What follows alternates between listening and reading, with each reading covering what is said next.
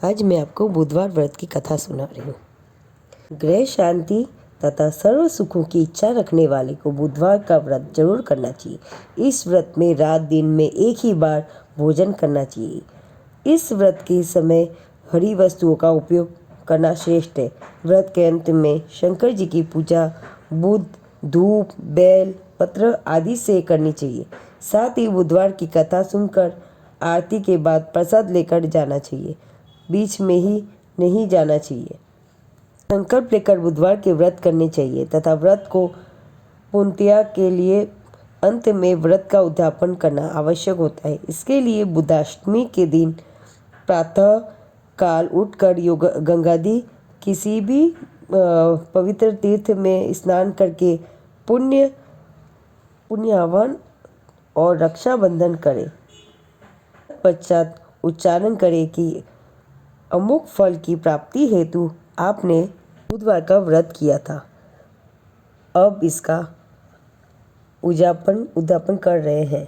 इसके बाद बुधवार से संबंधित देवता की पूजा आदि का उद्यापन कर अंतिम रूप प्रदान कर पुण्य के भागी बने।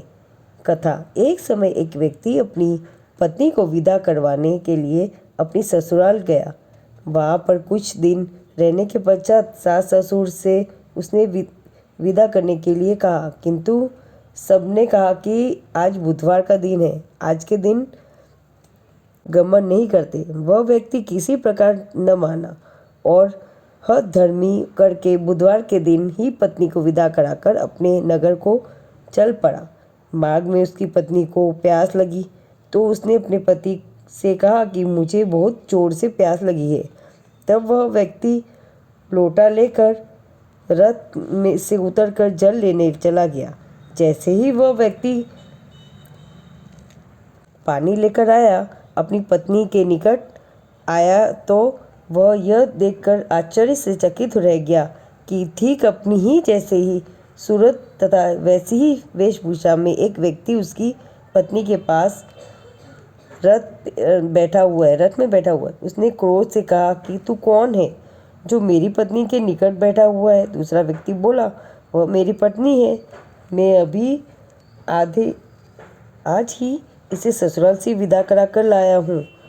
वे दोनों व्यक्ति परस्पर झगड़ने लगे। तभी राजा के सिपाही आकर लौटने वाले थे कि व्यक्ति को पकड़ने लगे। स्त्री से पूछा कि तुम्हारा असली पति कौन है? तब पत्नी शांत हो रही वो पहचान नहीं पा रही थी। चूंकि दोनों व्यक्ति एक जैसे थे, अतः उसने सिपाहियों की बात का कोई उत्तर नहीं दे पा रही है। वह किसे अपना असली पति कहे? उधर पत्नी के लिए लोटे में जल लाने वाला व्यक्ति ईश्वर से प्रार्थना करता हुआ बोला, हे परमेश्वर, यह क्या लीला है कि अच्छा झूठा बन पा रहा है।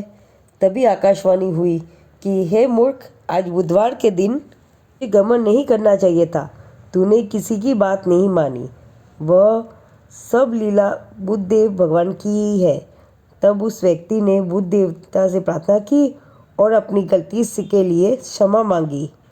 तब बुद्ध देव जी ने अंतर्ध्यान हो गए। वह अपनी स्त्री को लेकर घर आया तथा बुधवार का व्रत वे दोनों पति पत्नी नियम पूर्वक करने लगे। जो व्यक्ति इस कथा को श्रवण करता है तथा सुनता है, उसको बुधवार के दिन यात्रा करने का कोई दोष नहीं लगता तथा उसको सर्व प्रकार से सुखों की प्राप्ति होती है।